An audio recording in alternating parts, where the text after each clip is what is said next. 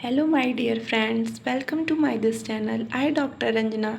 Today I am going to teach us heart diseases. Ischemic heart diseases होता क्या है? Ischemic heart diseases ये एक कंडीशन होता है जिसको हम लोग कोनरी हार्ट डिजीज़ेस के नाम से भी जानते हैं। ओके, यानी इस्चेमिक हार्ट डिजीज़ेस को हम लोग एक और नाम से जानते हैं, उसे क्या कोनरी हार्ट डिजीज़ेस के नाम से जानते हैं।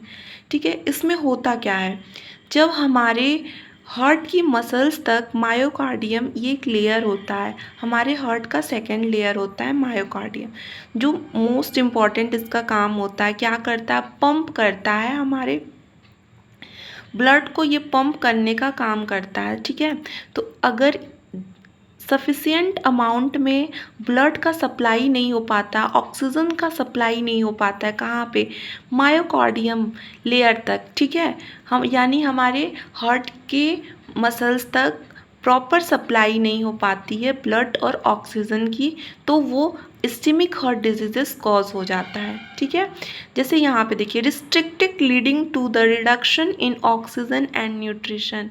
अगर रिस्ट्रिक्टेड लीडिंग मतलब रुक जाना, और कम रिडक्शन होना ऑक्सीजन न्यूट्रिशन डिलीवरी का, ठीक है, हार्ट मसल्स तक, तो क्या कॉज हो सकता है, ischaemic heart diseases. Okay, causes क्या हो सकते हैं इसके, कॉजेस एथिलोस्क्लेरोसिस हो सकता है, कोरोनरी आर्टरी स्पाज्म की वजह से हो सकता है, ब्लड क्लॉट की वजह से हो सकता है, एंजाइना की वजह से हो सकता है। अब हम आते हैं एथिलोस्क्लेरोसिस होता क्या है।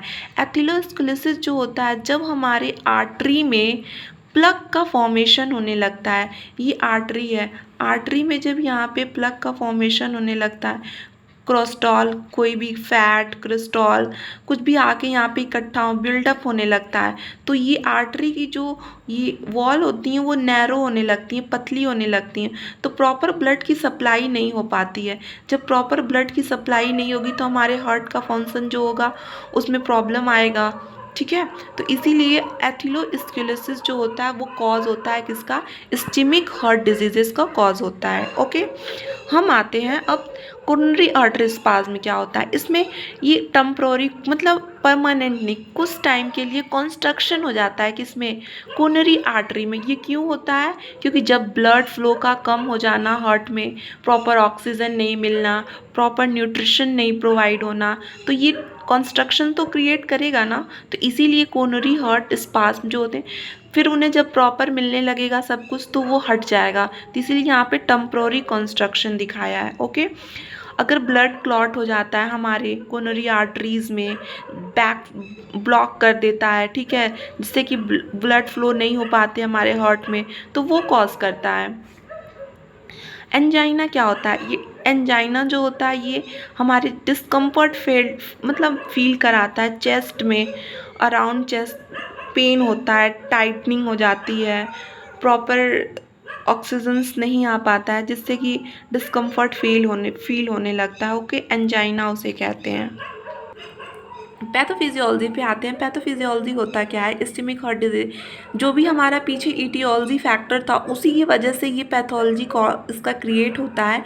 जब इंजरी इन्फ्लामेशन हो जाती है हमारे एंडोथेलियम वॉल आर्टरी के, तो वो इम्यून रिएक्शन कॉज कर देता है, जिसकी वजह से lipid, platelets and other clotting factor जो होती हैं वो प्लग के फॉर्मेशन में एक्यूमुलेट होने लगती हैं आर्टरीज पे। ठीक है, जिससे ऑब्स्ट्रक्शन होने लगता है, ब्लड रुकावटें आने लगती हैं और कोरोनरी आर्टरी डिजीजेस कॉज हो जाता है, यानी इस्चेमिक हार्ट डिजीजेस कॉज होता है। क्लिनिकल मैनिफेस्टेशन में क्या क्या होता है, एंजाइना, चेस्ट पेन होता है, जब प्रॉपर ऑक्सीजन की सप्लाई नहीं होगी हमारे हार्ट तक, हमारे चेस्ट तक, तो चेस्ट पेन तो होगा ही ना। स्वेटिंग मतलब कोल्ड होने लगता है और स्वेटिंग भी होने लगती है, चक्कर सा आने लगता है, डिजीनेस, हल्का हल्का लाइट हेडेक होता है, नोजिया फील होता है, इंडाइजेशन फीलिंग होती है, स्टमक में पेन होता है, नेक पेन होता है, शॉर्टनिंग और ब्रीदिंग हो जाती है, स्लिप डिस्टर्बेंस होता है, वीकनेस, फटीग हो जाते हैं। ठीक है, ये साइन और सिम्टम। अब हम आते हैं रिस्क फैक्टर में क्या क्या होता है। इसमें दो हैं, एक मॉडिफाई है, दूसरा नॉन मॉडिफाई। मॉडिफाई में हाई ब्लड प्रेशर होने की वजह से होता है, कोलेस्ट्रॉल हाई होने की वजह से होता है, अगर ज़्यादा कोई स्मोकिंग कर रहा है, फिज़िकल एक्टिविटी बहुत ज़्यादा हो रही है, ओबेसिटी हो रहा है, डायबिटीज़ हुआ है, स्ट्रेस है किसी को, फिर ये सब मॉडिफिकेशन कॉज करता है इस्चेमिक हार्ट डिजीज़ का। नॉन में जैसे सेक्स, मेल फीमेल, ये जेंडर होते हैं, हेरिडिटी में के कारण होते हैं, रेस एज, ठीक है, ये नॉन मॉडिफाई है। अब डायग्नोसिस पे आते हैं। सबसे पहले हम लोग ब्लड टेस्ट का एग्जामिन करते हैं, उसमें फ़ैट का, कोलेस्ट्रॉल का, ग्लूकोज का, प्रोटीन का, ब्लड में ब्लड टेस्ट का, इनका हम लोग ब्लड टेस्ट करते हैं। ईसीजी कराते हैं, इलेक्ट्रोकार्डियोग्राम कराते हैं, ईसीजी, चेस्ट का एक्सरे कराते हैं, सिटी स्कैन कराते हैं और स्ट्रेस टेस्टिंग कराते हैं, जिसमें देखते हैं कहाँ पे ब्लड वेसल्स ब्लॉक हुआ है, कितना परसेंट हुआ है, एमआरआई कराते हैं, फिर कोरोनरी एंजियोग्राफी कराते हैं। ट्रीटमेंट क्या क्या कराते हैं डायग्नोसिस के बाद, सिम्टम को सबसे पहले रिड्यूस करते हैं, ठीक है, मायोकार्डियल इन्फाक्शन से बचाते हैं, प्रिवेंट करते हैं सडन डेथ, रोकते हैं हम लोग तुरंत का डेथ ना हो, ट्रीट करते हैं जो जो रिस्क फैक्टर पीछे हम लोग देखे हैं मॉडिफाई और नॉन मॉडिफाई में, ठीक है।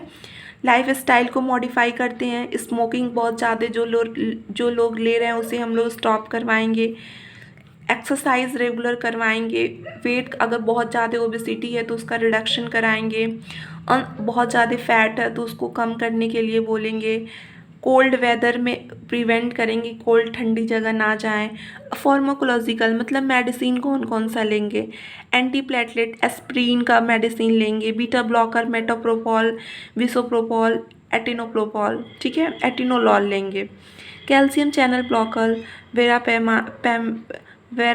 वेरापैमील, डेल्टाजीन, लिपिड लोअरिंग ड्रग्स होता है, ये लेंगे, एट्रोवेस्टाटीन वाली मेडिसिन लेंगे, ठीक है। अगर इन सब से नहीं सही हुआ तो लास्ट स्टेज होता है सर्जिकल ट्रीटमेंट, जिसमें हम लोग स्टंटिंग कराते हैं, एंजियोप्लास्टी कराते हैं, बलून, उसको मतलब बलून एक होता है जहाँ आर्टरी में डाल के ऐसे फूल जाता है, जिससे रास्ता मतलब थोड़ा उसको मिल जाता है फ्लो होने के लिए ब्लड को, या बाईपास सर्जरी कराते हैं। Thank you so much friends, मेरा टॉपिक यहीं कंप्लीट हुआ, इस्चेमिक हार्ट डिजीज़ेस, और आप लोग ज़रूर बताइएगा कैसा लगा ये टॉपिक, और जो भी इसमें करेक्शन वगैरह करना होगा आप लोग मुझे बताइएगा, मैं और इसको अच्छे से ब्रीफ में एक्सप्लेन करूँगी। अगर डायग्राम वगैरह का कुछ इशू होगा तो आप बताइएगा, मैं वो भी प्रोवाइड करूँगी। बाकी मेरे चैनल को आप लोग फॉलो करिएगा, सब्सक्राइब करिएगा, शेयर करिएगा। Thank you so much guys.